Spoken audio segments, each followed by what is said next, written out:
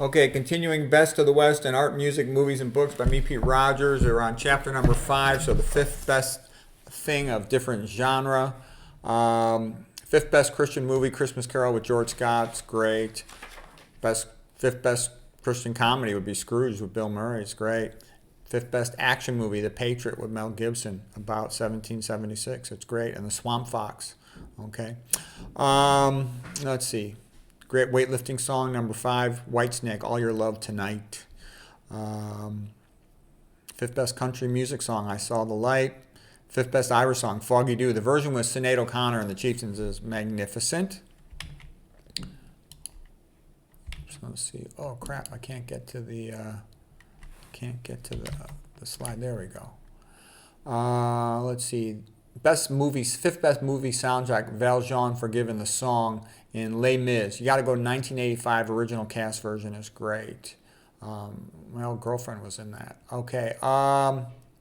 Let's see. What else is worth knowing? Oh, I love the opera song, O Mio Babino Caro. Maria Callas sings a beautiful version of it, about the little Italian girl saying, Daddy, if you don't let me keep my boyfriend, I'm going to jump in the Arno River. Okay, let's see. Most overrated philosopher, Plato, control freak, collectivist. Okay, I'll just show you a couple paintings and pictures. And now the next chapter, chapter 6, is the best books. And it's just a fact. The West has produced the best literature of any country in the world, of any group of countries in the world, by far, as usual. About 19 out of the 20 best novels are written by Christians. Okay, there's a few other great ones. I think the novel Atlas Shrugged by Ayn Rand's magnificent. And I think Trinity by Leon Uris is magnificent, about Ireland. Okay, Charles Dickens, just a great writer. Christmas Carol is the best novel ever written. You could read it on a weekend. It's like, 120 pages or something. It's great about the idea of redemption, turning one's life around. Dickens, he had a rough life. He was poor growing up, and he felt sympathy for the poor. Okay, Les Mis, probably number 2 by Victor Hugo. Number 3, Brothers Karamazov by Fyodor Dostoevsky. Teaches you that Alyosha is the best way for a man to live. Christian, thoughtful, kind, forgiving, good. Okay, Dimitri's a hothead and gets in trouble. Ivan the Genius, atheism ruins him. Smirnikov, his resentment ruins him. The Father's like a satyr beast. Okay. Gone with the Wind by Margaret Mitchell is one of the all-time greatest novels. It's a masterpiece. The movie is as good as the book. The book's 51 audio CDs I listened to. I couldn't wait for it. I listened to every word of it. Melanie Wilkes is like the perfect woman. Okay. Scarlett is a bitch and a half, but she's interesting, and you get to really hear how she thinks through the voice of Margaret Mitchell.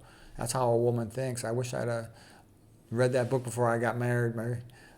My ex-wife would have been less able to control me. And it tells you what happened to the South. The South really got ripped off. The real truth about the Civil War is it was about money, and they didn't care about the slaves. That was just something they used later on to justify it.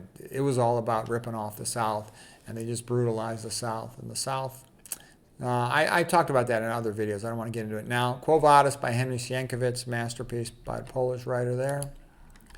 So these are the greatest novels of all time.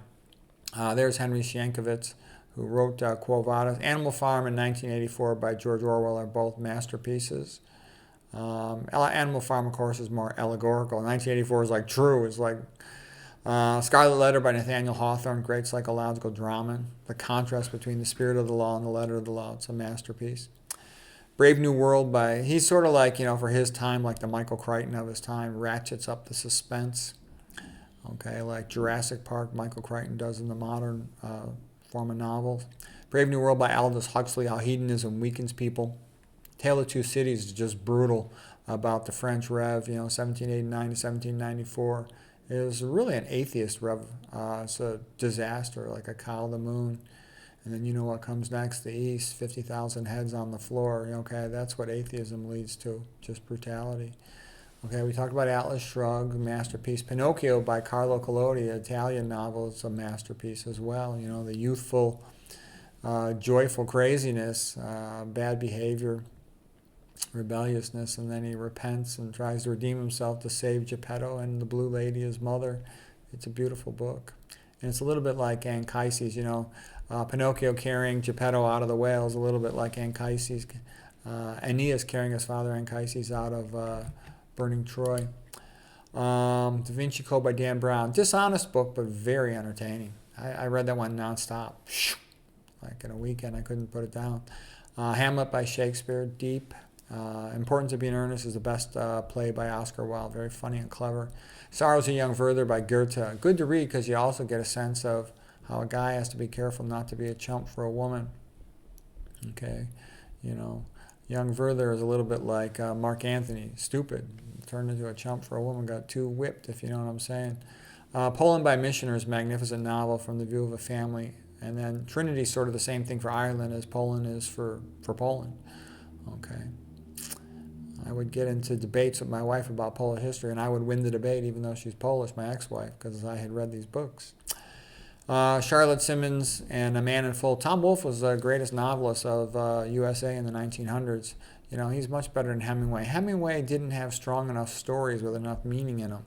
Okay, Wolfe was, more. Don't get me wrong. Hemingway was a heroic guy, and I admire him for a lot of things. And he developed a new prose style, but in the end, he kept his Christianity too hidden, and it weakened his books. Okay, Alice in Wonderland, Through the Looking Glass by Charles Carroll. Lewis Carroll. They're fun books, kind of silly, but they're fun. All right, number 20, Don Quixote. Okay, Tristram Shandy, Lawrence Stern, Fahrenheit 451, Ray Bradbury, Ben-Hur by Lew Wallace. I already kind of mentioned Charlotte Simmons by Tom Wolfe and A Man in Full. Okay, so I sort of duplicated those two. But anyways, those are the greatest novels of all time with a couple plays thrown in there, Hamlet and The Importance of Being Earnest. Hope you found those helpful.